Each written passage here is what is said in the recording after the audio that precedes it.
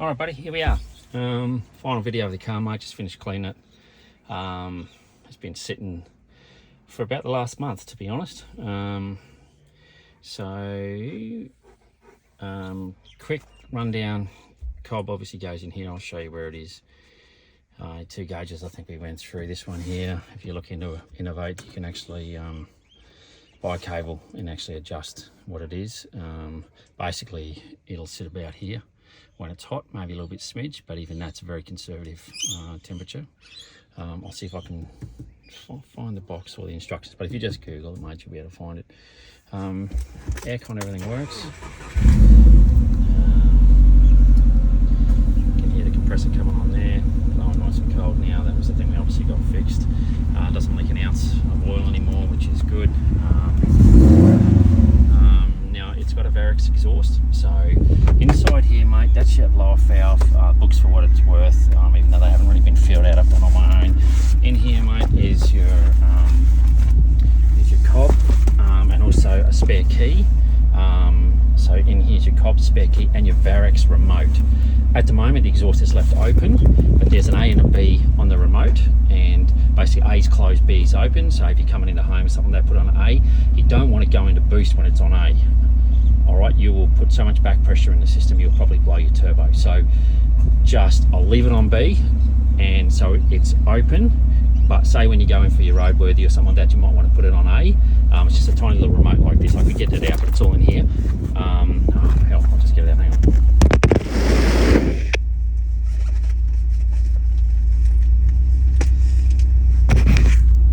All right, mate. So your cob's here. There's your cable for it to attach to. Just there, goes in a cradle. Just there, you can put that wherever you want in here. So this is your Varix exhaust. So A, listen to it.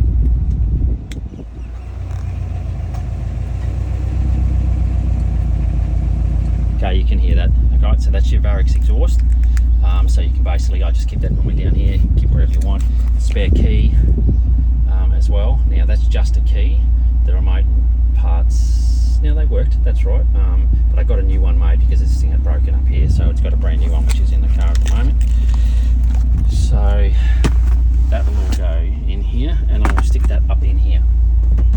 All right, so you've got it. I'll just put it all back now.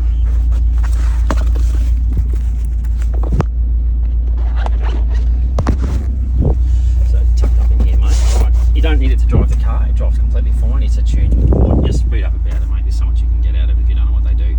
Obviously fire extinguisher down here, aircon's blowing nice and cold, can't really obviously see that. And like I said, this is your pressure, this is your temp. Temp normally sits about here, and if it got it way up to here, mate, you'd be concerned, but there's an oil pool and everything on. Even on a hot day, it'll sit about here in, say, traffic, and generally sits about here, and there's different colours and all of that. And like I said, you can tune it with that. Boost, obviously, air fuel, we went through. Now, I have got 2 sets of brakes, one sitting there, one sitting there.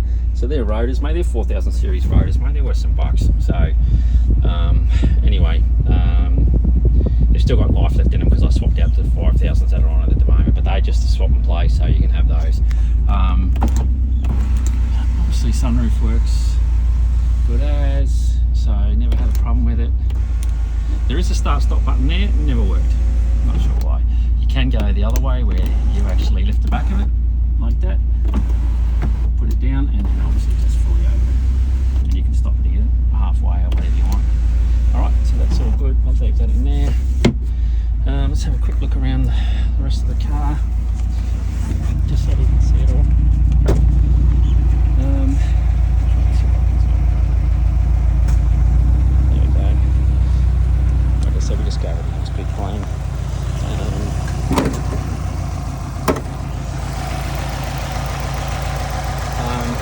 That's your E85, your flex fuel sensor. So it's got about a quarter of a tank of E85. I know you don't have E85, it's a compressor. It's a touchscreen and a compressor, that's all working now. But like I said before, if, there you go, and now it's stopping. So, all working. Like I said before, mate, it's fun on E85, like it's got an extra 50 kilowatts of power. So I will leave it on E85 so you can have a black, but just drive straight to a fuel station, put 98 in it, and away you go, mate. It'll adjust itself. Everything else, I don't know, this is just for when we foam canned it before we did it all. Battery wise, it's fine, but because it's been sitting for a month, it went flat, so I've charged it up and I'll put it back on charge again overnight tonight to make sure there's plenty. But just be mindful of that. Otherwise the catch can, mate, just unscrew it, get that out.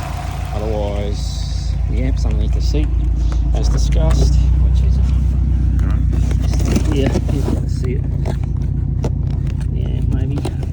Anyway, there's an amp under there, and at the back's got your sub, mate. Now I haven't just there. Now I haven't hooked up the sub cable, so the sub cable is here, mate. So I don't want the battery going flat. All right, so you'll need to hook that up, all right, onto your positive. Otherwise, everything else, mate, is good as gold. Obviously, we talked about the fact you've got a oil cooler tucked in there. I'll take the plates off and everything like that, so it'll be ready for you. But I'll kick the rego on it as discussed. Yeah, mate, that's it. Not perfect, as we mentioned before, mate. Got a few marks. That bumper's the worst at the front, but you can just get it repainted. We've been selling cars this week like crazy.